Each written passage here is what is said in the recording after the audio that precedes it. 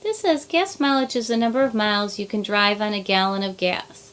A test of a new car results in 480 miles on 20 gallons of gas. How far could you drive on 60 gallons of gas, and what is the car's gas mileage? So I see here gas mileage is the number of miles you can drive on a gallon, so that means 1 gallon. So I'm going to put that little number there. It says a test of a new car is 480 miles in 20 gallons, period. Starting ratio, comparison of two numbers. How could we drive on 60 gallons of gas, and what is the car's gas mileage? So I'm looking again at finding, it's a rate, comparing miles to gallons. And I'm going to go ahead and set up in a ratio table. If you do a double number line or tape diagram, be the same thing. And I see that my starting ratio is 480 in 20 miles. And my first thing it asked me for 60 miles, and I see that I could very easily do that. So I'm going to go ahead and double, just to show you how easy this is to do without a calculator. This makes 40, double 480, I would say 48 plus 48 is 96, so it's 960. And then I'm going to go ahead and add together 40 plus 20 to get 60, and I'm going to add it together 960 plus 480, and so I'd say, okay, well maybe I don't know that, so I could do 96 plus 48 off to the side. That's 14, carry the 1, 13, 14, so it's 1,440 miles with 60 gallons of gas. Okay, then the next asks me for my gas mileage, so that's actually finding my unit rate, so I want to find that per 1. So I'm going to go ahead and extend my table a little bit so I can show you how to do this without a calculator, because that's our goal. And I'm going to go ahead and take 480 and 20, and I'm going to divide by 10. And I'm going to show you why. When I divide by 10, it breaks my numbers down a little bit smaller. So I know 480 divided by 10, if I just cancel out the zeros, becomes 48. 20 divided by 10 is 2. So now I can see that I have two even numbers, so I'm going to go ahead and divide by 2. And I'm going to divide by 2, and this car is actually getting 24 miles per gallon, which is pretty average car. So that's how you could work it out using a ratio table. The map scale is 2 inches equals 36 miles. Marking city is 5 inches away, and the jamming city is on the map. What is the actual distance between the two? So when we go to set up a scale drawing, again, I'm going to use my ratio table to help keep my information organized. I see that I have a starting ratio here of 2 inches equals 36 miles, and I see that my target is actually 5 inches. So I'm comparing inches to miles, but there's also another comparison that's happening here. We always set this up model to actual. Okay, so this is anything on the top is model, anything on the bottom is actual. This is really important to note because sometimes these are not nice units of measurement, so we need to know that. So it's 2 inches on the map to 36 miles in reality, and I need to find 5 inches away. So right here, you don't know how many times 2 goes into 5, so you should be saying to yourself, what helps me figure out what's the easy way to do this, and that's to find the unit rate.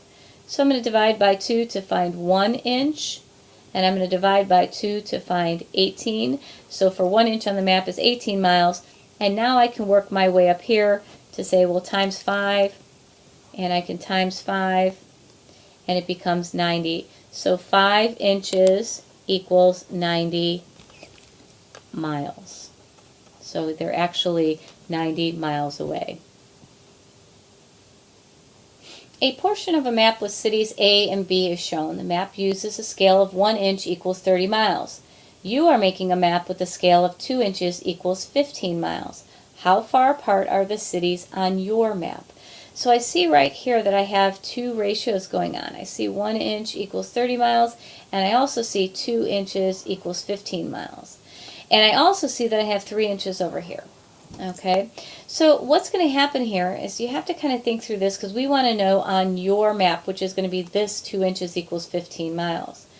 So we know for sure right now, looking at what we have, our inches to miles comparison, and we're going to have to set up two ratio tables here.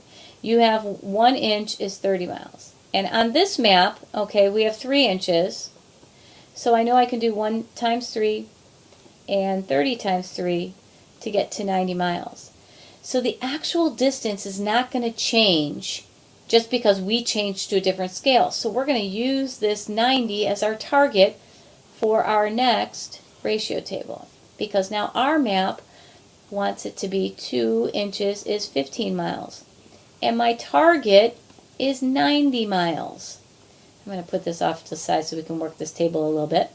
Because of the fact that, again, like I said, 90 is not going to change. It's going to be 90 miles no matter what the map looks like.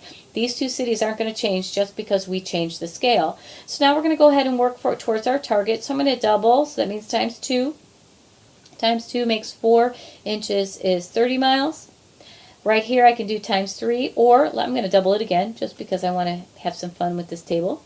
Times 2 makes 8, and this makes 60, so 8 inches is 60 miles. And so I still need to get to 90, so I'm going to go ahead and add together here. And it makes 90, so this means I have to add together these two.